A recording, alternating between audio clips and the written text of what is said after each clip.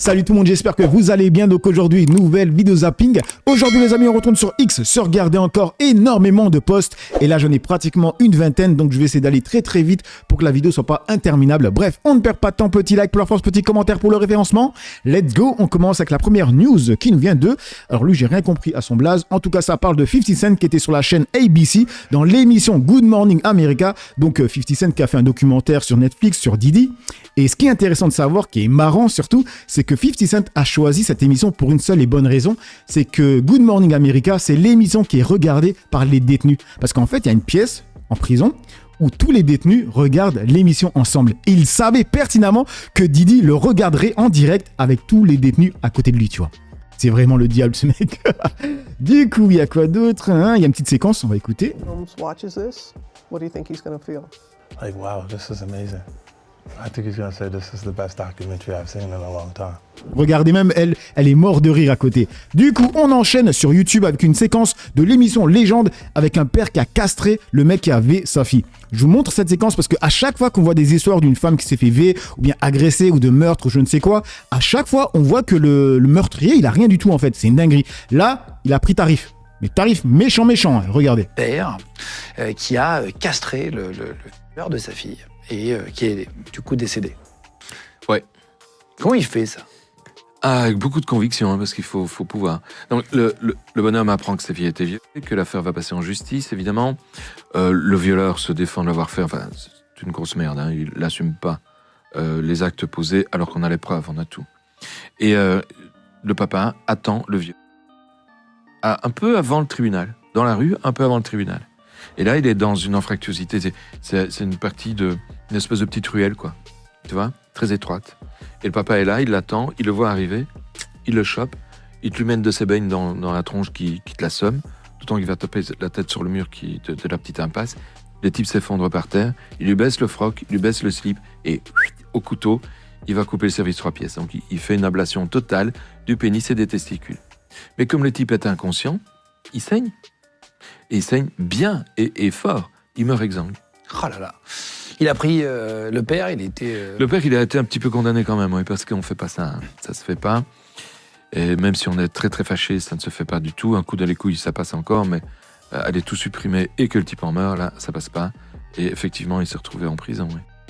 T'avais un père... Voilà.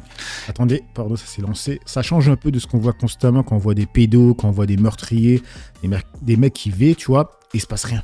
Voilà. Là, je pense que c'était un pédo et que le mec, il a pété les plombs, tout simplement. Hein. Donc, dites-moi ce que vous en pensez. Du coup, on enchaîne sur Citizen Media. Alors, cette séquence, je l'avais vu passer. C'est un mec qui s'est fait percuter par un camion et le camion, il l'emmène avec lui.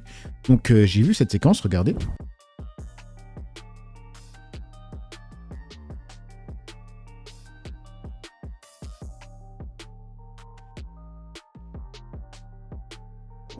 Et là, tu te dis comment le chauffeur, il a pu ne pas entendre le bruit des pneus. Franchement. Du coup, et là, ça date du 3 décembre, hein, les mecs. Du 3 décembre, on est le 7. Et là, il y a la victime qui a témoigné, donc c'est marqué, c'est là où que je suis en train de me voir mourir. Je me suis dit, il va jamais s'arrêter. Daniel, 60 ans, raconte ce qu'il a vécu dans sa voiture lorsqu'un camion l'a violemment poussé dans un tunnel. Regardez. C'est là que je suis en train de me voir mourir. Parce que je me dis, si jamais je touche le trottoir ou un caillou, il me roule dessus. Et il y a un moment, je croyais qu'il n'y avait plus de chauffeur. Je me dis, il va jamais s'arrêter. Je revenais chez moi, je revenais sur la voie express, donc j'étais sous le tunnel des Monts. Et d'un seul coup, j'ai senti ma voiture qui a fait comme ça. Mais là, c'est là que je dis, putain, je perds le contrôle. J'ai senti qu'il m'a déséquilibré, mais j'ai pas senti un choc violent. Je suis comme ça dans la voiture, et c'est ma chance peut-être. Parce que comme j'ai dit, si jamais je bouge, il me tue. Puis camionnette qui passait devant, et qui a mis les feux de détresse, et qui l'a obligé à s'arrêter. Quasiment à la sortie du tunnel. Je sais pas ce qu'il faisait dans ce camion, soit il dormait, soit... De toute façon, il pouvait pas ne pas entendre ce bruit de jantes qui frottaient. J'entendais même pas mon klaxon, il y avait tellement... Il y avait même plus les pneus, c'était sur la jante, les mecs. Bruit que... Et tout le monde lui faisait signe comme ça. Il a juste dit qu'il m'avait jamais vu, qu'il allait s'arrêter à la sortie du tunnel. Après... Imaginez le bruit des jantes, les klaxons, les gens qui klaxonnent. Non, le mec, il dormait, c'est pas possible. On s'en met de ça pour dormir la nuit, puis je suis oppressé, quoi. D'ailleurs, le lendemain, je suis allé chez un éthiopathe parce que ça m'a brassé le diaphragme. C'est vrai qu'on a un choc psychologique, et puis même le jour même, il t'abandonne là sur le bord du trottoir. Et tout est normal. Déjà, le gendarme savait pas où était le tunnel des Monts. Et ensuite, il me dit, oh, bah, de toute façon, c'est pas notre secteur. Mais je dis, je voudrais bien porter plainte quand même. Ben, de toute façon, ça servira à rien de porter plainte. Et quelque part, est-ce que c'est pas normal, quand même, qu'il ait pas un procès verbal? Il a failli me tuer, involontairement. Mais il avait failli me tuer. Et on enchaîne avec Citizen Media. Et là, les amis, préparez-vous, c'est une histoire de malade. La femme qu'on voit là, elle a été filmée en train d'avoir des propos racistes. Elle a été donc virée de la boutique Cinnabon. Et ensuite, regardez ce qui va se passer. On va déjà regarder la séquence. I am racist. So idiot for And real. you are an You are an idiot. No, I I'm am not. racist, and I'll say that to the whole entire world. What's wrong with you? What the fuck is wrong with you, you fucking bitch? Get the fuck out of my Ugly? face. Talking about ugliness? Did I stutter? You sexualizing your body makes you a better person. Are you recording? I'm gonna record you. Yes. Do you want me to throw water on you or something? I would get the fuck out of my fucking face. With your You recording. better. Fuck out. You racist. You racist. Racist? That's I am racist. So idiot for And real. you are an You are an idiot. No, I I'm am not. racist, and I'll say that to the whole entire world. Don't be disrespectful. You ruin your life, by the way. Oh, talking about Bye. you talking about respect? You talking about respect? You are fired from this place, motherfucker. You're not gonna be working here. Suck it. Suck what? Look how you fucking look it. like. What's wrong with you? What the fuck is wrong with you, you fucking ugly? Bon, je pense que je vais devoir rajouter des bips. On va pas tout regarder. Alors, qu'est-ce qui s'est passé ensuite? Il n'y a rien qui va, les mecs. Alors, ensuite, ils ont fait une cagnotte pour elle. Il y a des Sisra qui ont fait une cagnotte pour elle. Voilà, tout simplement. Donc, une cagnotte pour gagner 109 000 $. Ils sont déjà à 39 000 $. Regardez la photo de droite. La femme qui a été filmée en train d'avoir des propos racistes a un enfant, en tout cas, on a l'impression qu'elle a un enfant métis.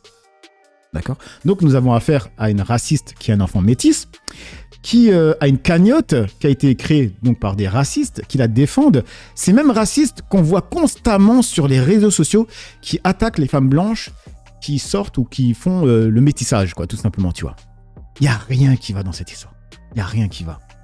Donc, vous voyez, on peut être avec une personne racisée et être raciste. Hein, ça ne veut rien dire, les mecs. Hein. Et on peut être racisé et être raciste. Hein. Voilà, je préfère le préciser. Il y a une personne qui a dit « Elle a un fils métis, mais c'est une raciste envers les Noirs. Je ne comprends pas. » Franchement, il n'y a rien qui va. Une Sisra qui a été donc filmée en train d'avoir des propos racistes se fait virer. Ensuite, il y a des Sisra qui font une cagnotte pour elle, avec la photo où elle a un fils métis. C'est même Sisra qui tacle à longueur de journée les femmes blanches qui sont avec des Noirs. Voilà, je dis ça, je dis rien.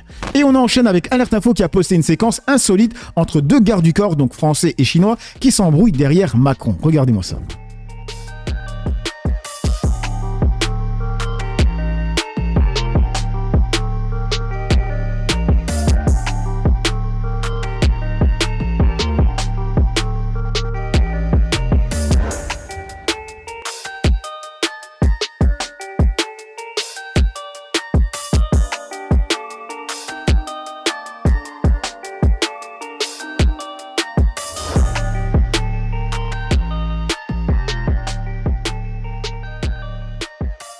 En tout cas, c'est pas la même ambiance qu'il y avait avec le garde du corps de Vladimir Poutine. Rappelez-vous.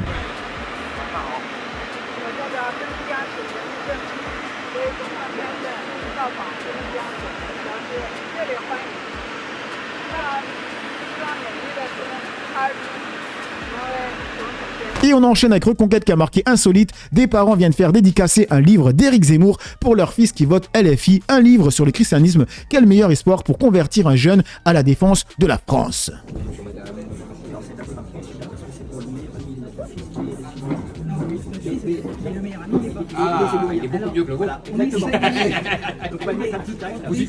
À chaque fois que j'entends le rire d'Éric Zemmour, ça me fait penser à la séquence quand il remue un truc.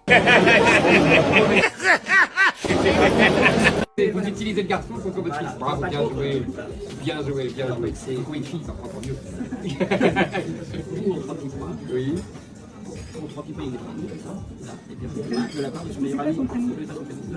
Ah, d'accord. Oui. Mais on va l'entraîner, on va l'entraîner. J'espère, j'espère.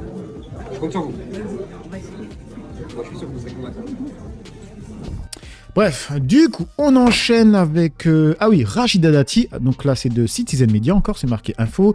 Attends, on ne se bat pas. En campagne pour les élections municipales, Rachida Dati s'est rendue dans les quartiers du nord-est de Paris où elle a rencontré des toxicomanes et des riverains. Pour nous faire dégager ces toxicomanes, il n'y a personne. C'est infernal. Regarde, là, il y a des gens qui habitent ici. Ils sont venus me voir parce qu'ils peuvent plus passer là. Ils ont peur. On a été à l'enterrement de Melvin, 21 ans, qui a été assassiné parce que le parking était ouvert. Il a essayé de dissuader le toxicomane de partir. Il a été poignardé. Vous prenez quoi comme drogue? Le crack, madame. Il faut qu'on puisse vous aider à arrêter. Les associations, vous aident pas. Les associations, si vous aident à vous droguer, ça sert à rien. Ça fait 10 ans que la mairie de Paris fait des plans crack. Moi, comme maire de Paris, je ferai un plan anti-crack. Et on enchaîne avec Elsie qui a marqué insécurité. La DZ Mafia est notre première mafia. Nous n'en avions jamais eu, affirme Alain Bauer. Nous avions eu des groupes criminels plus ou moins organisés, plus ou moins structurés. Oui, à chaque fois, pardonnez-moi que j'emploie le mot mafia, vous me dites non, ça n'existe pas en Ça y France. est, nous en avons une. La DZ Mafia est notre première mafia. Nous n'en avions jamais eu avant. Donc, comme le dit si bien la personne en dessous, les Corses et les Italiens, il n'y a jamais eu de mafia, franchement. Il y a un qui dit pas de mafia en France, la French Connection, les frères Zemmour, les Atlants, mafia corse, c'était quoi alors? Bref, on écoute le reste. Des mafieux qui venaient blanchir, des mafieux qui venaient éliminer un ancien qui s'était enfui, des gens qui avaient essayé, les Italo-Grenoblois dans les années 70. Mais on n'avait jamais eu de mafia, elle est là.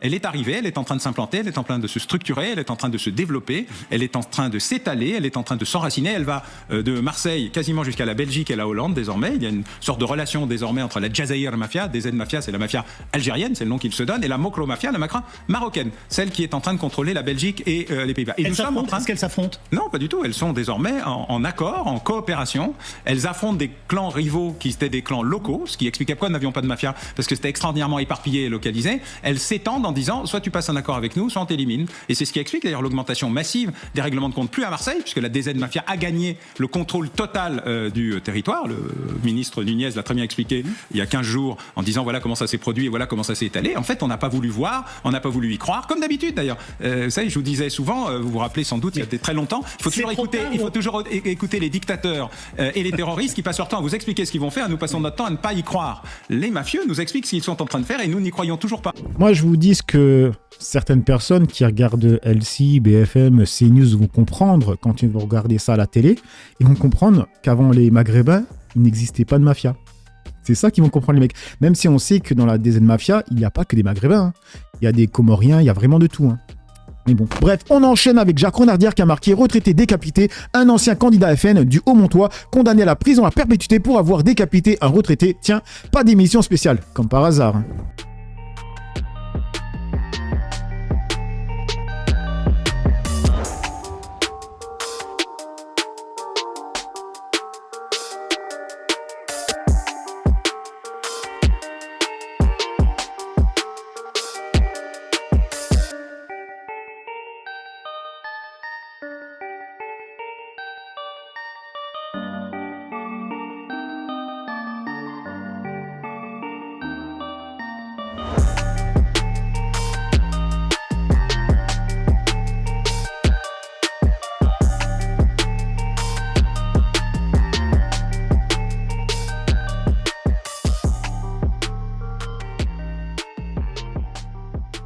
Du coup, il y a le lien pour ceux qui sont intéressés donc de Midi Libre, donc un soulagement pour la famille d'Evelyne décapitée en 2021. L'ancien boxeur Jean-Michel Moulin renonce à faire appel. Voilà.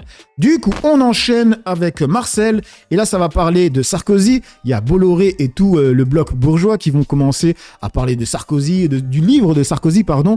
Comme quoi, il a vraiment vécu la misère, hein, les mecs. Franchement. Donc, opération promo du torchon de Sarkozy sur Bolloré TV. Attention les yeux. Je rappelle donc que dans cette heure des pros, on vous a donné en exclusivité les premiers éléments du journal d'un prisonnier, le livre de Nicolas Sarkozy qui paraîtra le 10 décembre prochain. J'ai oublié de vous dire vraiment, pour l'avoir lu. Avant-hier soir, c'est-à-dire que vous le commencez et puis en fait il vous accompagne et vous ne vous arrêtez pas, c'est pas très long c'est pas... Ouais, pas très long, pour rappel il a fait 21 jours les mecs, 21 jours. Un pavé, mais si vous voulez c'est une histoire, vous avez l'impression que l'auteur vous prend la main et vous dit je vais vous raconter ce qui s'est passé pendant toutes ces semaines, mais il y a beaucoup de livres qui m'ont touché, celui-ci en particulier, vous avez raison cher Georges Fenech. L'info se poursuit sur CNews. Du coup, il y a une personne qui a dit « J'en ai les larmes aux yeux, comment peut-on faire l'apologie d'un tel monsieur sans foi ni loi ?» Du coup, on va continuer avec Sarkozy. Cette fois-ci, c'est sur BFM. Ça parle de son livre. Monsieur Sarkozy, c'est peut-être pas le moment d'aller faire du sport ou de passer quelques coups de téléphone. Alors, il essaye de comprendre pourquoi et il apprend en effet qu'il y a 2 députés de la France Insoumise qui sont dans les locaux de la prison de la Santé et qui souhaiteraient bien sûr le croiser, ce qu'il ne souhaite pas. Et ce qu'il explique, c'est qu'en fait, ses conditions de détention étaient encore plus sévères que pour celles d'un détenu lambda. Par exemple, il n'avait pas de fenêtre dans cette cellule, c'est ce qu'il explique, alors qu'il aurait bien aimé. Donc, ces conditions étaient plus sévères que les autres. Premièrement. Deuxièmement, il n'avait pas de fenêtre. Donc la vidéo qu'on a vue de détenus qui criaient Sarkozy, etc., et qui montraient un mur en disant « Oui, il est là-bas ».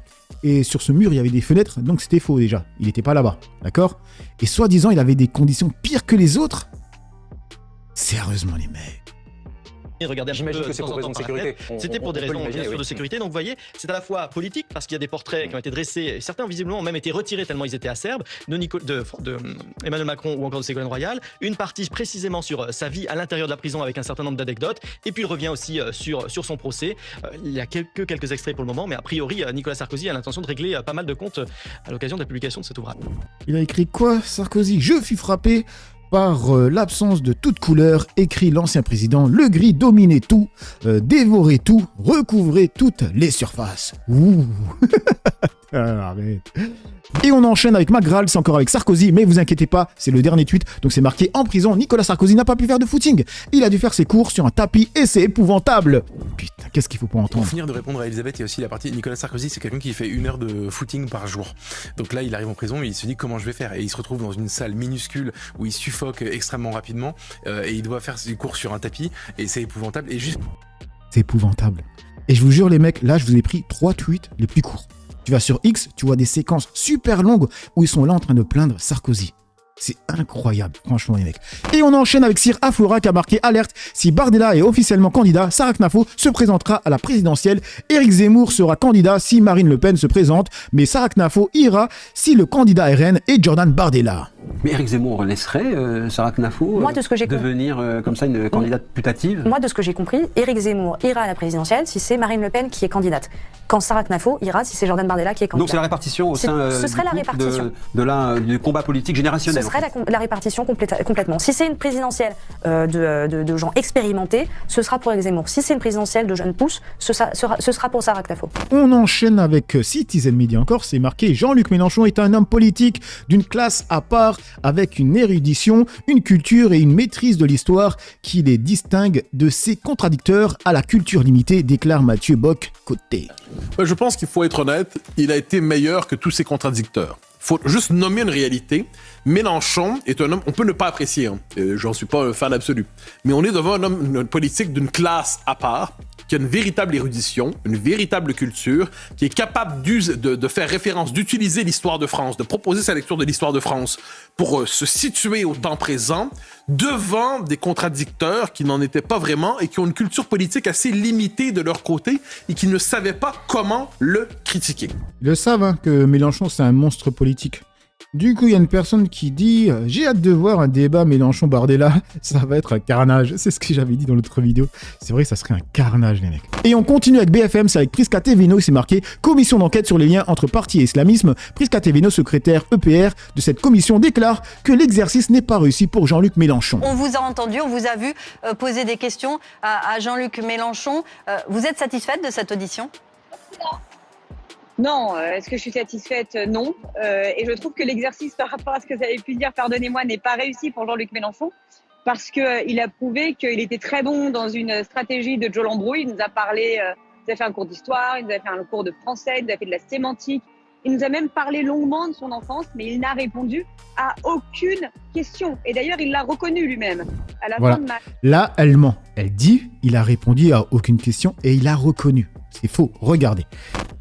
On va sur Paul Vanier, c'est marqué « Écoutez la macartiste Prisca Thévenot tentant de manipuler les téléspectateurs de BFM. Y a-t-il une question à laquelle je n'ai pas répondu ?» de Jean-Luc Mélenchon devient « Je n'ai pas répondu à votre question ». Cette commission d'enquête aura au moins fait la démonstration que Prisca Thévenot ment comme elle respire. Regardez. Et d'ailleurs, il l'a reconnu lui-même. à la fin de ma question, il a très justement dit, d'ailleurs je pense que je n'ai pas répondu à votre question, Madame Thévenot. Y a-t-il une question à laquelle je n'ai pas répondu? Même si vous considérez que c'est pas vraiment une réponse que je vous fais là. C'est incroyable les mecs, c'est une folie.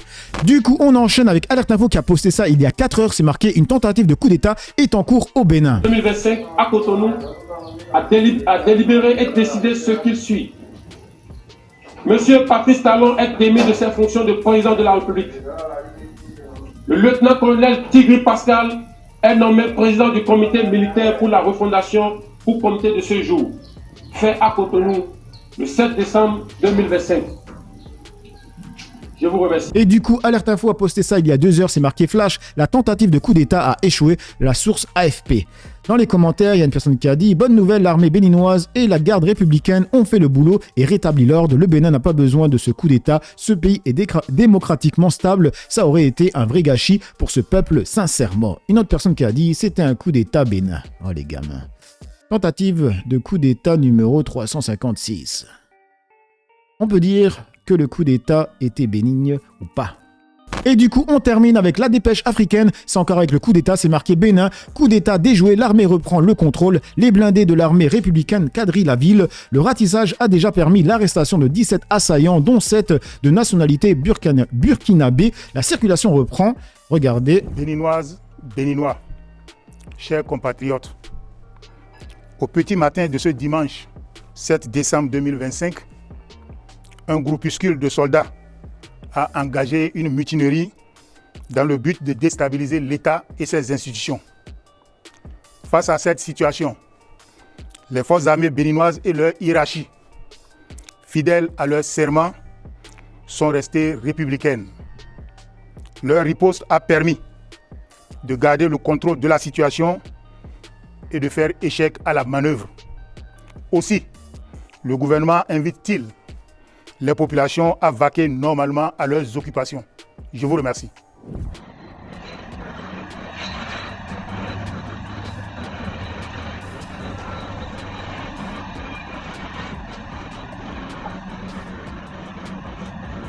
Du coup, dans les commentaires, ça dit quoi? Une crise diplomatique en téléchargement entre le Burkina et le Bénin. Cette burkinabé, la coïncidence est trop parfaite, pas nette, mais bon, l'armée a bien réagi. Bref, donc voilà les mecs pour cette petite vidéo zapping réaction. Dites-moi ce que vous en pensez dans l'espace commentaire, dans la joie et la bonne humeur, sans insulte comme d'habitude. N'oubliez pas le petit like pour la force, petit commentaire pour le référencement. J'ai assez parlé pour le peu que j'ai parlé, à vous d'écrire. Ciao tout le monde.